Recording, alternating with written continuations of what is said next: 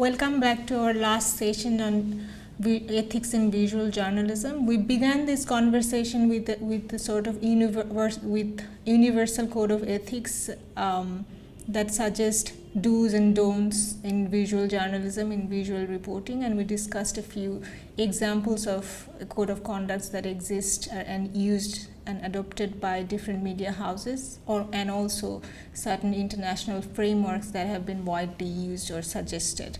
And while reviewing this code of ethics, we have emphasized on three ethical principles. Firstly, truthfulness, secondly, independence, and thirdly, minimizing harm. And the following classes, we have tried to explore these ethical principles from different perspectives, from different ethical concerns and consideration. In lesson 2, we have talked about ethical integrity of images, as a journalist, as a visual reporter, our concerns around the digital manipulation in image making. And we have connected this conversation with the most recent debate in World Press Photo around the question of digital manipulation and how reality can be distorted, at times are disturbingly distorted in the post-production table. In our lesson 3, we have moved away from these universal ethical codes and to address more specific situated ethical concerns that are historically specific, geographically specific, culturally specific. And in doing so, we have introduced a few feminist ethics. We have done so from the perspective of feminist ethics in journalism. And while doing in this discussion, we have focused more on 3 feminist guidelines towards ethical documentation or reporting on sexual violence, with a focus on sexual violence in conflict situation. And we discussed in more detail why that is important to maintain, firstly, the integrity of the image, but also to respect and towards the survivors of sexual violence. In lesson 4, we have discussed about the ethics of inclusion, as in undoing the burden of stereotypes in our visual reporting. We highlighted how such images are exclusionary and denies community of diversity, refuses to acknowledge everyday lived reality of people, and repeatedly producing same images, how that carries the danger of creating a single story, the stories that denies people of diversity. And from there, in lesson 5, we have tried to shift the burden from the individual journalist, because in the preceding conversations, in the preceding lessons, we have focused more on what you can do while you're in an assignment in the field. Here, we have returned to first the editorial decision we make on site in an assignment, while doing an assignment, and why there is a need for an alignment between the editorial decision we make on the ground and the editorial decisions that are made in the editorial desk, especially in the everyday print media or even in everyday broadcasting medias. And we try to connect this conversation to shift the focus of ethical consideration from the individual journalist to the entire process of image making and making the image and the process of making an image ready for public consumption. So which means that when we're making editorial decisions, there needs to be a connection. And if you try to align the editorial decision made by an individual journalist and the editorial policy in a media house, it would make the scope of responsible journalism much larger than what we think when we think it through particular code of ethics. It means that responsible visual journalist's work does not end in ethically governing his or her conduct. It also means that an individual journalist or a house is actively pursuing for an inclusive pro-people editorial policy. In our lesson 5, we tried to shift the burden from an individual journalist to the system and structure of producing news images for everyday public consumption. In this lesson, we have underscored the importance of having an alignment between the editorial decision made on the ground and the decision made on the editorial desk in the newsroom, which means that a responsible visual journalist's work does not end by just governing their conduct on the ground. It also means that they are actively pursuing, advocating for an inclusive pro-people editorial policy in their respective media houses. In my concluding remark for this class on ethics in visual journalism, I would like to further expand our ethical consideration to connect it with the movement for free press and media freedom. Because in a controlled media environment, images are not always truthful. As we have discussed in the earlier conversations, that again, truth is perhaps the most debated concept in modern history and even in media industry, where we began the conversation saying that as a visual reporter, we are trusted with the task of bringing reality, capturing a found moment, and presenting it for public consumption in everyday news media. But as I said, in a controlled media environment, images are not always truthful. How? We have talked about how we should not stage a photo. What if we are presented with a staged reality? What is a staged reality? I will elaborate this point that I'm trying to make with 2 images from Bangladesh. One is from 2013, and you can see the image on the screen. It is from 2013. In my earlier class, I have talked about the event of collapse of a factory building, the collapse of Rana Plaza, and I have shared a set of photographs from that event. Here I'm talking about a particular photograph from and around that event. It is the photograph about the man who owned the building and how he was detained 3 or 4 days after the collapse of the building.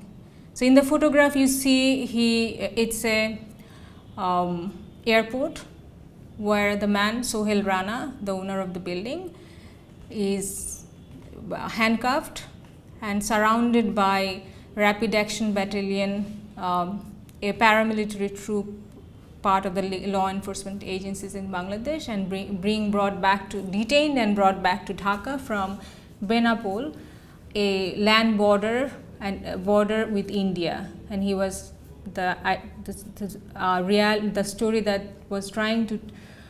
they are trying to make was that they captured him as he was trying to flee the country, escape Bangladesh to avoid taking legal responsibilities. So Sohail Rana, the owner of the building, was the leader of the local youth front of the ruling party. Before the collapse of the building, he was seen with the local elected parliament member. To simply put, he was close to the local power quarter. And workers and rescuers and a public at large, after the event, thought that he was given an opportunity by the local law enforcement agencies to to escape from the scene.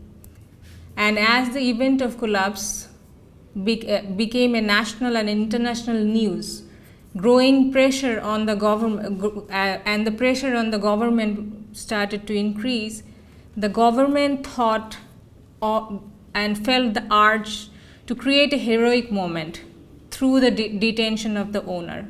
And as part of act, and all this was planned to supposedly planned, because we don't really know what exactly went behind that particular making of that particular image.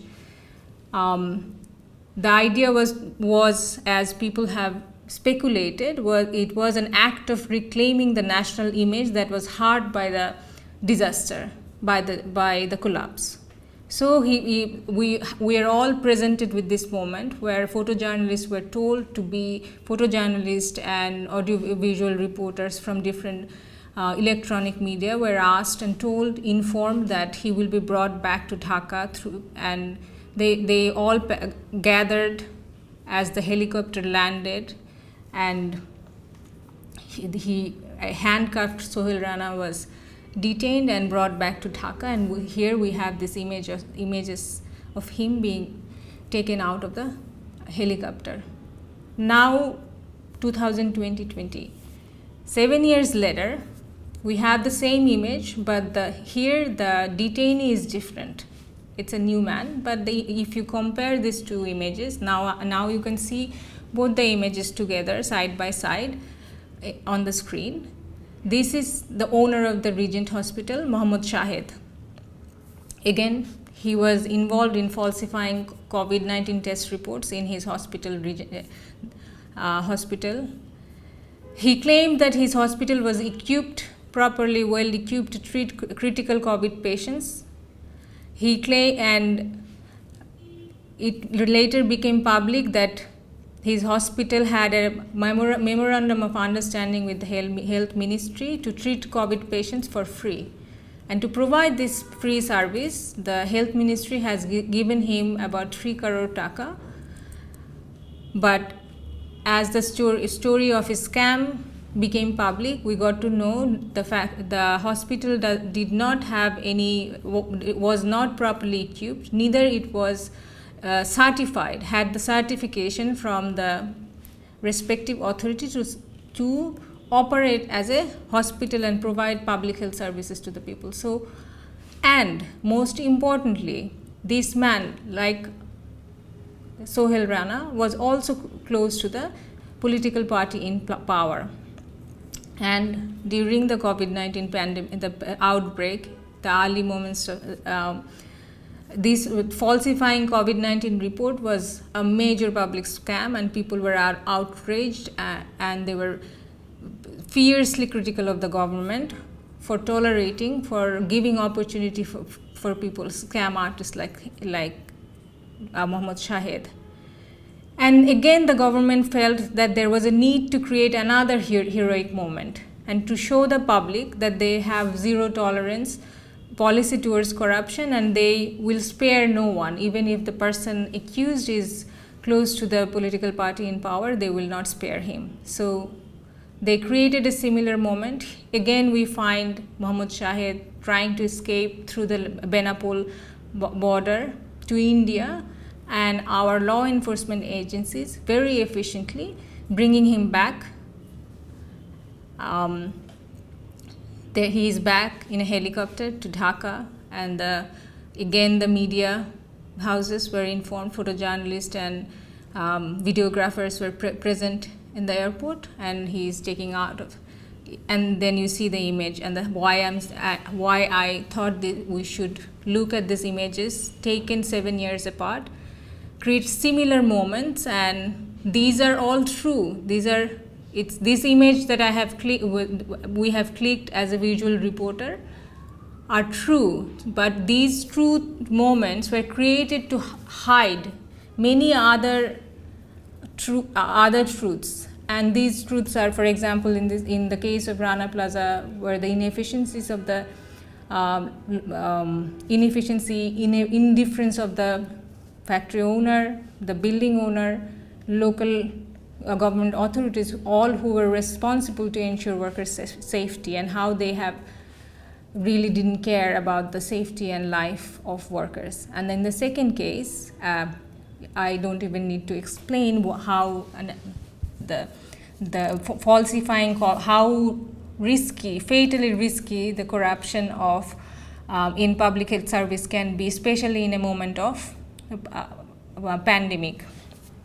So these are controlled moments, and in both these cases, public conversation revolved around how the law enforcement agencies has created a stage for photojournalist in which a wanted criminal is detained minutes before he was trying to leave the country, and how efficiently the law enforcement agency has managed to caught the criminal before the act of escape.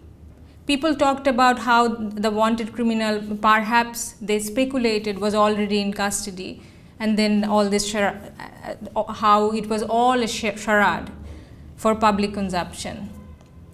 In this case, in a particularly controlled media environment, photojournalists were given a piece of truth. All of this has happened, but it happened, as I said just minutes before, to invisibilize a set of realities of corruption and the involvement of the ruling elite in the crime.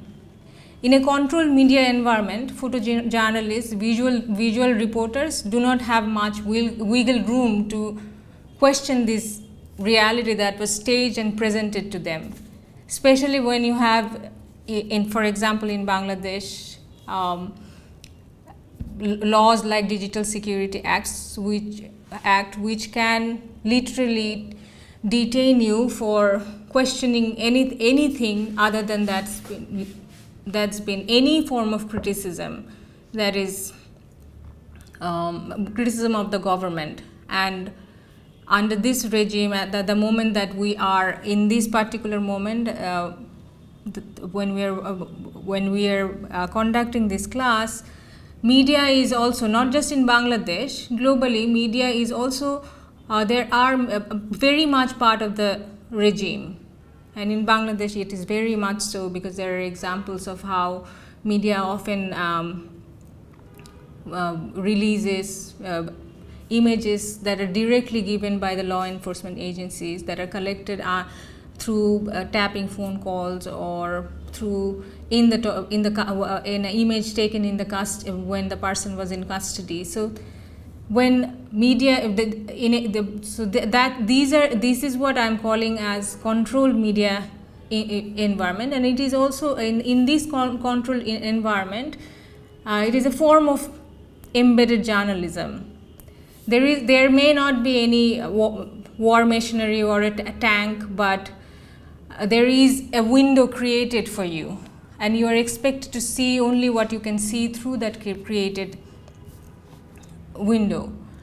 And for in this sort of moment, in this sort of situation, responsible journalism is not just about, because independence, truthfulness, doing no harm, all of these ethical principles that we have emphasized from the beginning of this class are at risk, are in grave danger, because how do you remain responsible when you have nearly no scope of questioning what you're asked to capture?